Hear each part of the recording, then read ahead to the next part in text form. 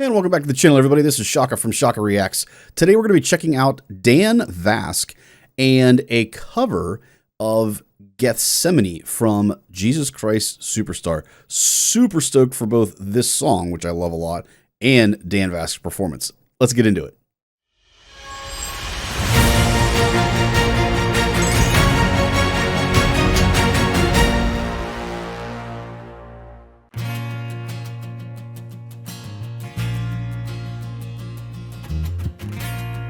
I only want to say,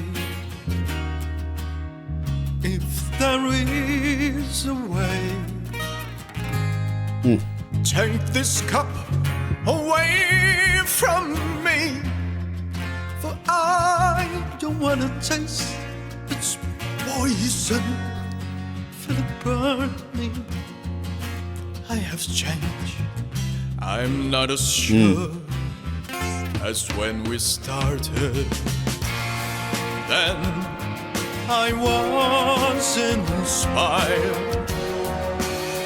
Now I'm sad and tired. Listen, surely I've exceeded expectations. Tried for 3 years, feels like 30. Could you ask as much from any other man? But I love it. First of all, I don't know which part of his range I like best. Obviously, in this particular song, his bottom range, his lower register, is really getting featured here. And when he really drops down to the very, very bottom of it, oh, it is so rich and sultry and just, oh, it just feels so good. I know that he's got this incredible upper register, but to have a register like that and then still have that richness and that fullness that he has here, it's just so impressive. The other cool thing, we've talked before about how theatrical he is, and I love watching his face in particular. Like, I could turn off all of the audio and just listen to, or watch him, I should say. Just watch his face, and like you can almost tell the story just from seeing what his face looks like without even hearing anything. It's that clear and that amazing from him in terms of emoting, if you will, the meaning and the depth behind the music that's happening. It's just so good. We're gonna go ahead and rewind just a hair, guys, and we're gonna keep going. I imagine we're gonna get a little bit past his lower register. We're going to start to move up into some of his upper register here as we go. At least I hope so. From any other man, but if I die, see the saga through and do the things you asked of me. Let them hate me, hurt me, nail me to their tree. I want to know, my God. Want to know, my God. Want to see, my God. Want to see, my God. Why I should die? Would I be more noticed than I ever was before? Would the things I've said and done matter anymore? I have to know, my Lord. Have to know, I have to know, my Lord. Have to see, I have to see, my Lord. Have to see, I have to see, my Lord. If I die, what would be my reward? If I die, what would be my reward? Have to know, I have to know, my Lord. Have to know, I have to know, my Lord.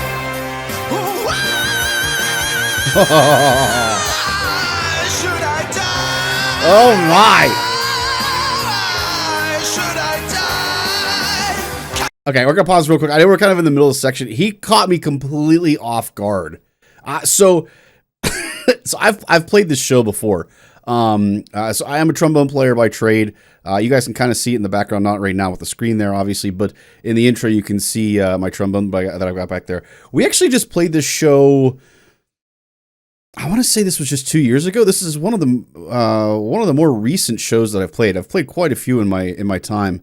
but this is one of the more recent shows that I have played of late. And this section, fun fact, is probably my favorite section in the entire show from a playing standpoint. Not necessarily my favorite from a theatrical standpoint, but in terms of me playing the trombone. So I played the bass trombone on this part in particular, guys. And that bass line, boom, boom, boom, boom. When you're just ripping that on a bass trombone, oh, it's so fun. It's just so much fun. And then you have the juxtaposition of that, which is just this heavy, plodding, just intense, almost like imagine like a nailing on the cross kind of a thing section. And then you go into this really interestingly mixed meter section that we have after that. The I want to know, dum dum, I want to know.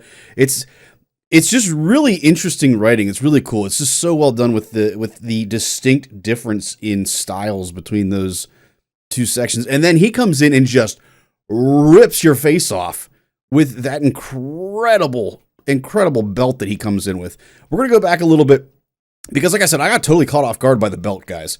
So I want to go back just a little bit to catch some more of that section that I just absolutely love. And then we're going to hear that belt and hopefully not be surprised by it quite as much this time. I have to know, my Lord. Have to know, I have to know, my Lord. Have to see, I have to see, my Lord. Have to see, I have to see, my Lord. If I die, what would be my reward? If I die, what would be my reward?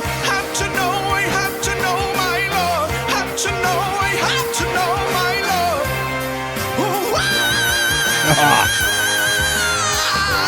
There's that bone part too.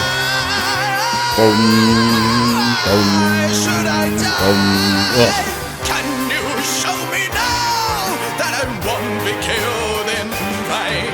Show me just a little of your omnipresent brain.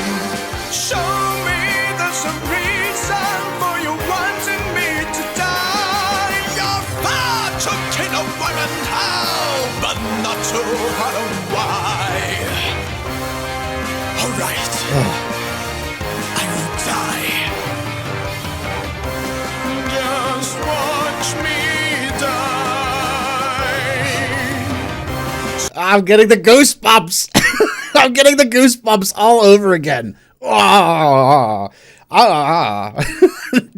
I'd always get goosebumps in this section whenever we would play this show, guys. And fun fact, so we played this backstage, so we couldn't see, the actual stage at all when we would play this show. We could sort of see what's happening a little bit, but since we're backstage, we didn't really see very much.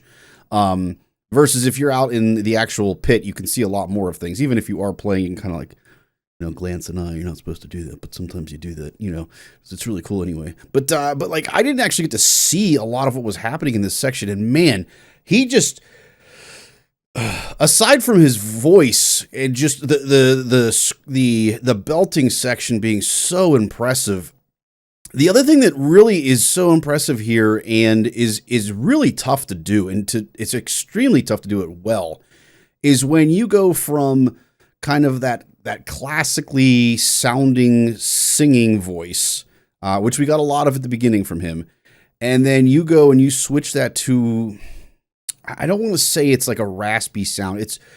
It becomes almost like an actual physical expression of that emotion. It's not really necessarily a pure singing voice, if that makes sense, or at least not in the classical sense that we think of. And he's able to do that so well and kind of flip back and forth between those two voices. And it just adds a layer of reality, realism, if you will, to what he's singing. It reminds me in a lot of ways, not that I necessarily think this is a great example of top tier singing, but it reminds me, if any of you guys have seen the Les Mis movie versus the Les Mis musical. In the movie version, Anne Hathaway does a very real-life version of singing, if you'll say. And it was very raw because of that. It really was a very raw, emotional expression. I don't necessarily think that an entire song should be done like that, per se, but there are key moments where if you throw that inflection in there, it really, really increases that emotional affect that's happening to you as the viewer. And he's doing such a great job of this here. He's kind of switching back and forth between your traditional way of singing and then that more realistic just expression of emotion, if you will. And you immediately are affected by that. I mean, like I said, I was getting goosebumps. I've played this show so many times, it should be super rote for me. I shouldn't really get engaged in it at all from an emotional standpoint, but I do because he's doing such a good job of making it realistic and making that emotion raw, just absolutely raw, tangible, raw emotion. It's so well done. We're going to backtrack just a hair, guys, so we can hear some examples of what I'm talking about with that. Let's start right about, I want to hear this, the Show Me the Omniscient. That I won't be killed in vain. Show me just a little of your omnipresent brain. Show me there's a reason for you wanting me to die. You're far too keen of women, how? Like right there. Not too hard on why. So that's a prime example where he just switches between kind of the traditional method of singing. He reminds me so much of the Phantom right now, Phantom of the Opera, with the way he's singing currently. And then he switches to this, no, like that's not actually singing. It's just kind of an expressive way of putting that sound, that emotion out. It takes skill, without a doubt, to do that and not hurt your voice. And he's absolutely flexing that skill. It's just so cool to see him go back and forth between those two methods. Omnipresent brain. Show me there's a reason for you wanting me to die. You're far too keen of women, how? But not too hard on why. All right. I will die. Just watch me die. See how I die. Oh. See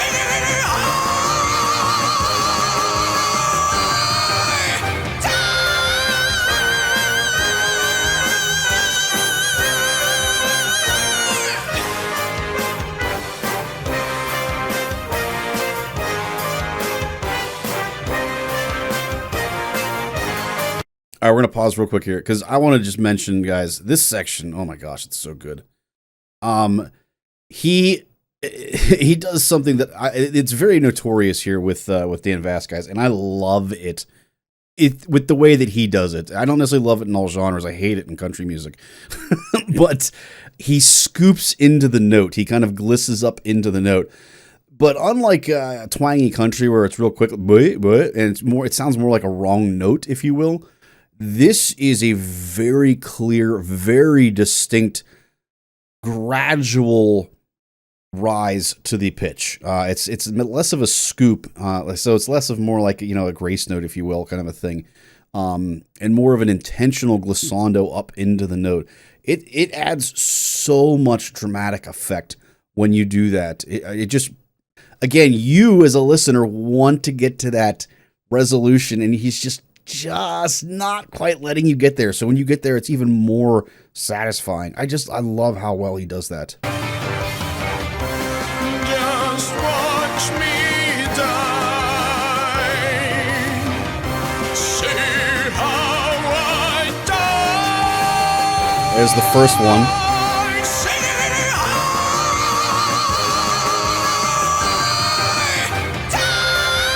And that's the one that's really good.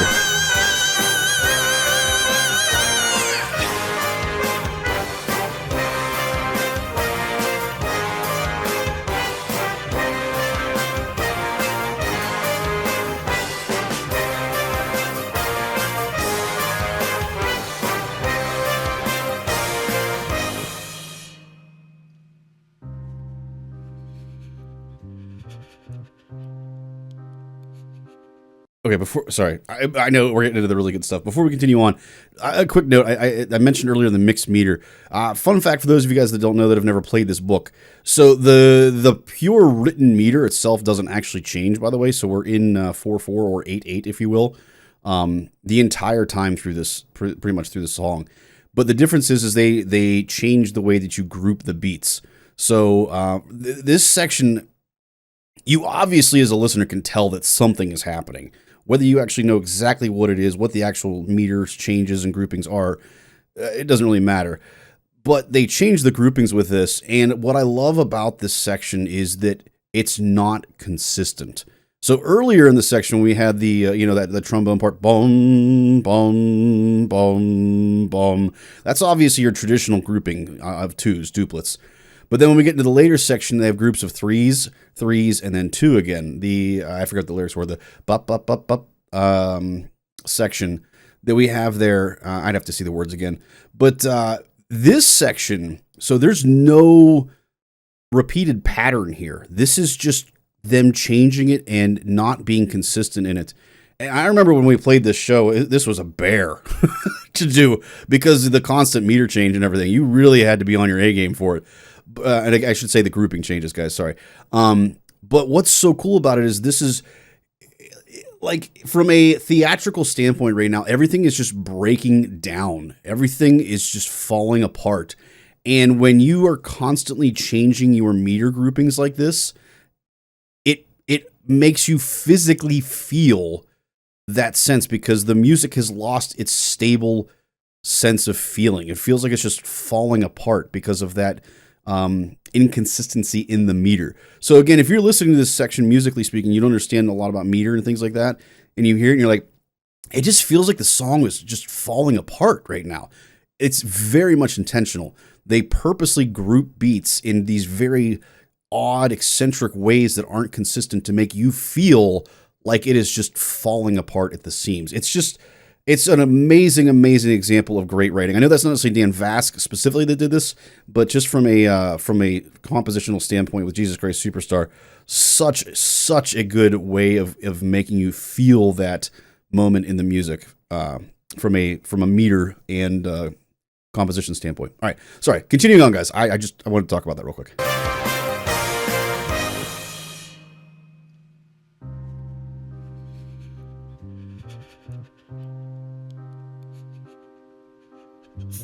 Then I was inspired. Now I'm sad and tired.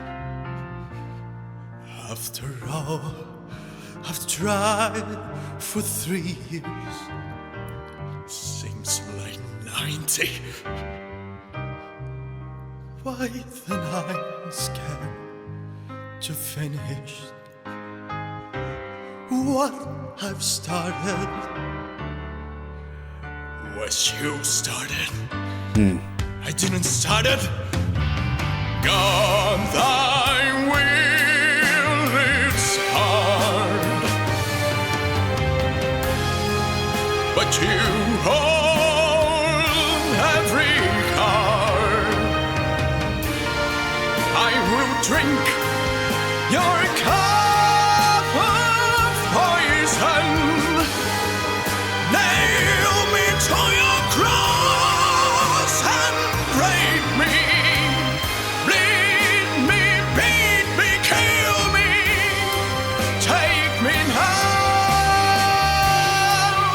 before I change my mind.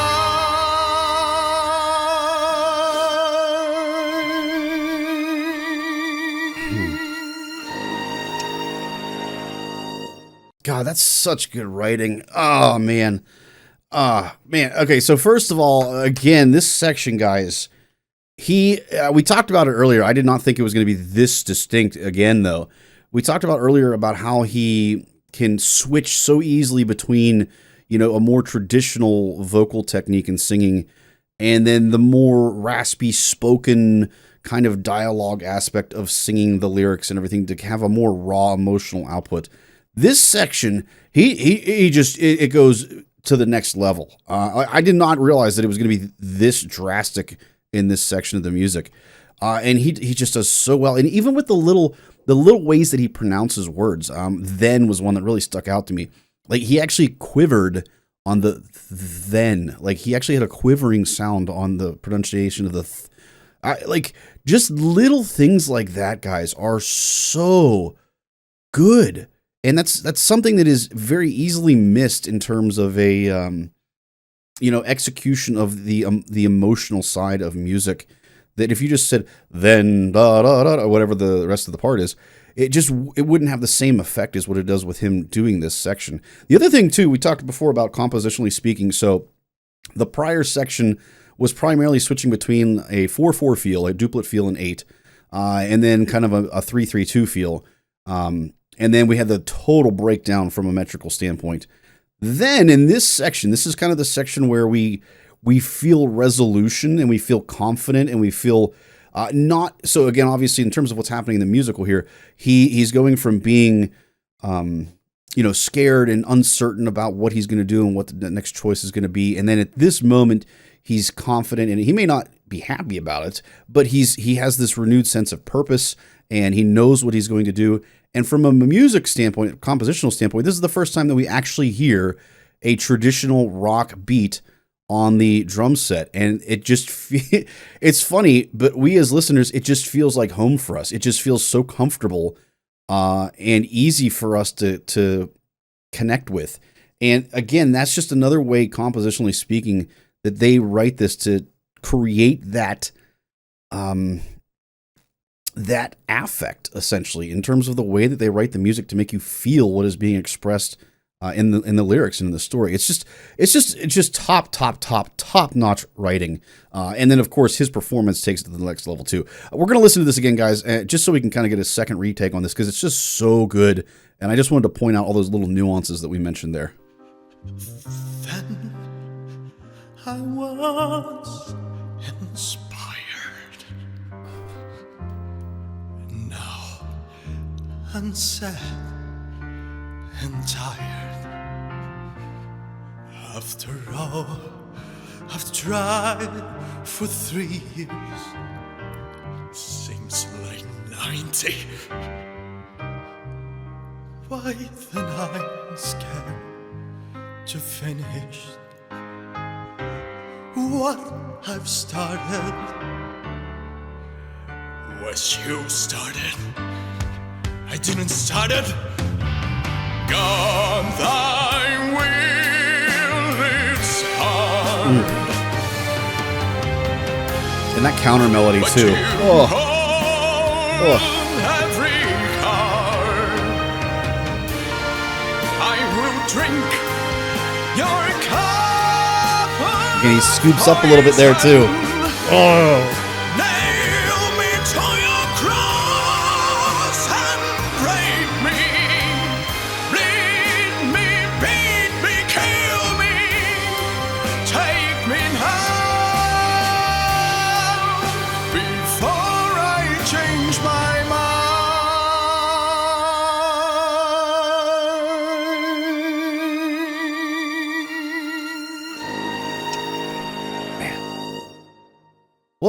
What an incredible ending too, and the fact that they just take away all the percussion there for this, it's just chilly spellbinding moment. Apologies for my dog in the background there, guys. Guys, hopefully you enjoyed today's video. If you did, I really would greatly appreciate it if you guys, of course, like, subscribe, and then turn on notifications so you don't miss any more of our content we've got coming out here for Dan Vasc in particular. Last but not least, guys, if you want to continue your journey down that magical, music, wonderful rabbit hole that we have, guys, make sure you check out the next video.